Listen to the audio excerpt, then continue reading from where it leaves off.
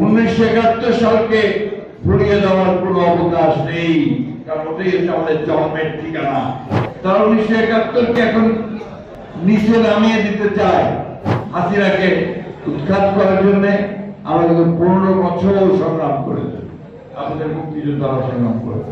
এই দেশের সবচেয়ে জনপ্রিয় ব্যক্তিত্ব দেশনেত্রী বেগম খালেদা জিয়াকে 6 বছর কারাগারে থাকতে হয়েছে।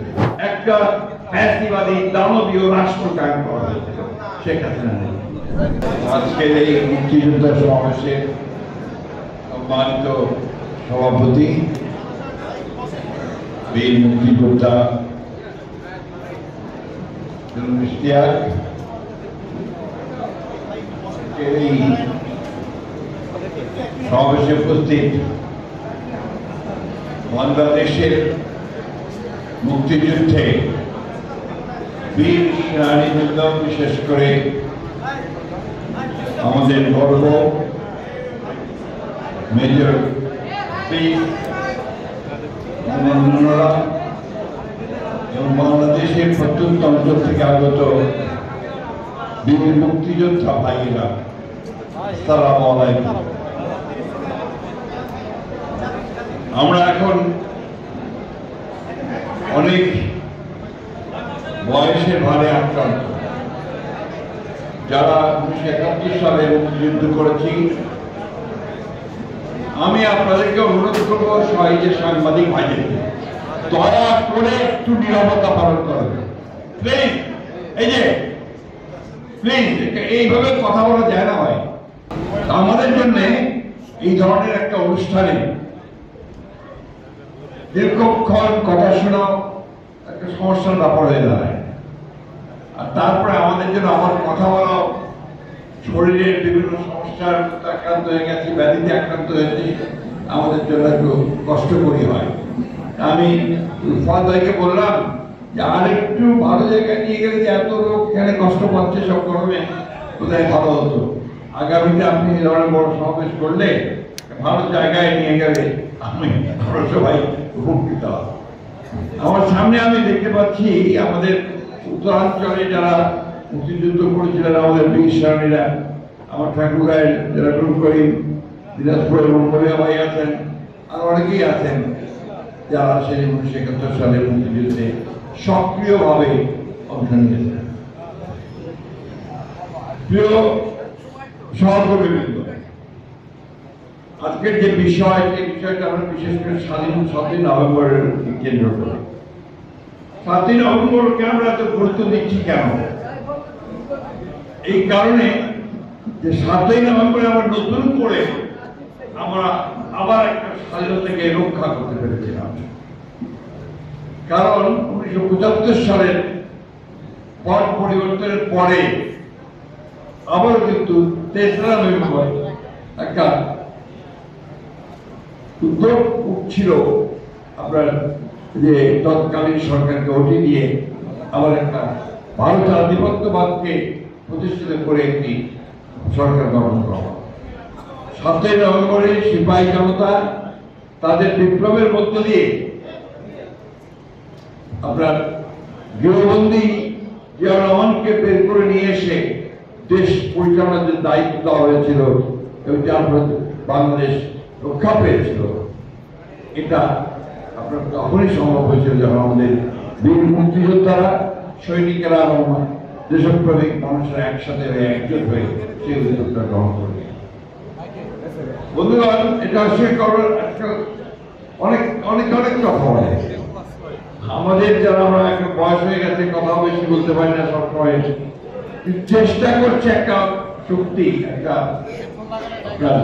বাংলাদেশের যারা 1971 সালে স্বাধীনতার বিরুদ্ধে করেছিল, তারা 1971-কে এখন আপনার নিচে নামিয়ে দিতে চায়।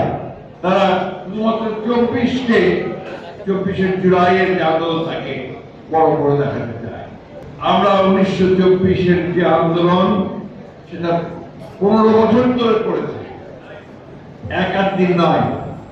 আমরা দেশে গণতন্ত্র প্রতিষ্ঠার জন্য, ফ্যাসিস্ট শক্তিকে পরাজিত করবার জন্য, হাসিনাকে উৎখাত করার জন্য আমরা কিন্তু 15 বছর সংগ্রাম করেছি, আমাদের মুক্তিযোদ্ধারা সংগ্রাম করেছে। আজকে যদি কেউ দাবি করেন যে এককভাবে তারা নেতৃত্ব, আমরা সেটা মানতে রাজি নই। আমাদের ৬০ লক্ষ মানুষের বিরুদ্ধে মিথ্যা মামলা হয়েছে। আমাদের দেশের প্রধান পার্টির প্রধান, এই দেশের সবচেয়ে জনপ্রিয় ব্যক্তিত্ব দেশনেত্রী বেগম খালেদা জিয়াকে ৬ বছর কারাগারে থাকতে হয়েছে।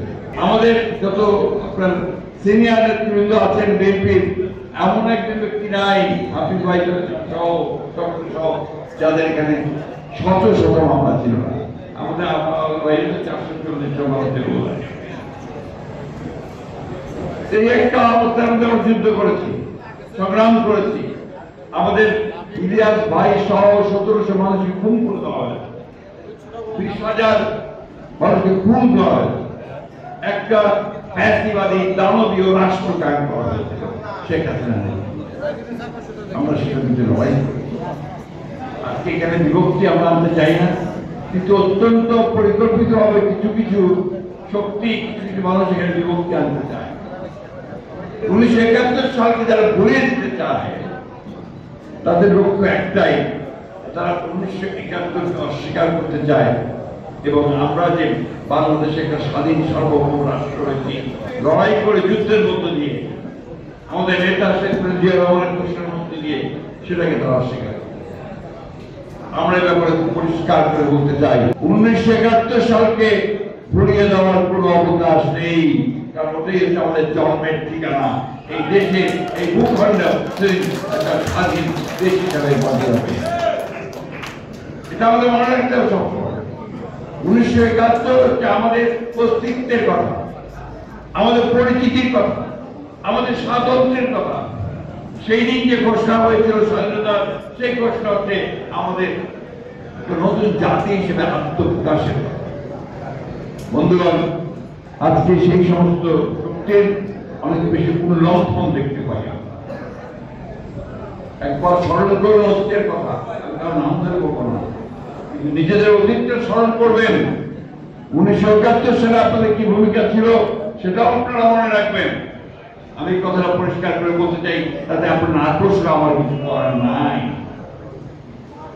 সেদিন আপনারা সেই মুক্তিযুদ্ধকে গোলমাল করে আটকে করেছেন, কিছু দুষ্কৃতিকারীর একটা অভ্যুত্থানের কথা বলে চিহ্নিত করার চেষ্টা করেছিলেন এবং যারা আমাদের হত্যা করছিল তাদের সঙ্গে হাতে হাত মিলিয়ে আপনারা এই দেশের মানুষকে হত্যা করেছিলেন এবং আমাদের বহু গুণী জ্ঞানী ব্যক্তিকে সেদিন হত্যা করে বদ্ধভূমিতে নিয়ে ফেলে দিয়ে আমরা এগুলো ভুলিনি।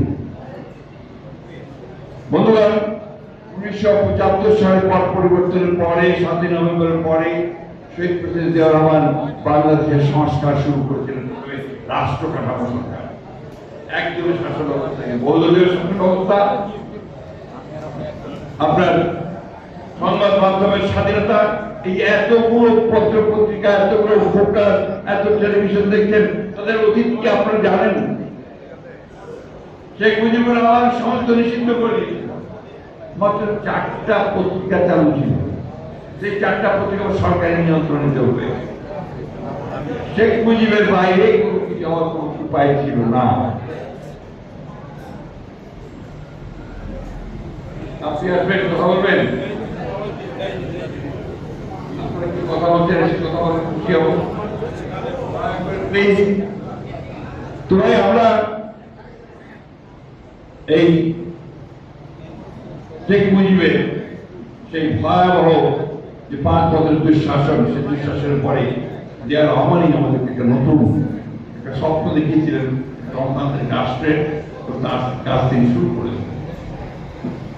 সেদিন প্রেসিডেন্ট জিয়া রহমান বাংলাদেশের সংস্কার শুরু করলেন।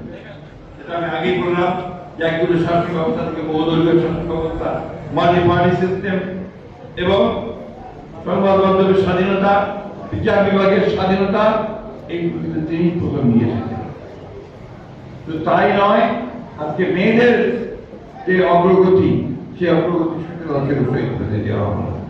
অর্থনৈতিক ক্ষেত্রে তিনি যেটা সূচনা করেছিলেন তা হচ্ছে আপনার গার্মেন্টস ফ্যাক্টরি, অর্থাৎ আপনার আমাদের পোশাক শিল্প রপ্তানি করে আয় করা।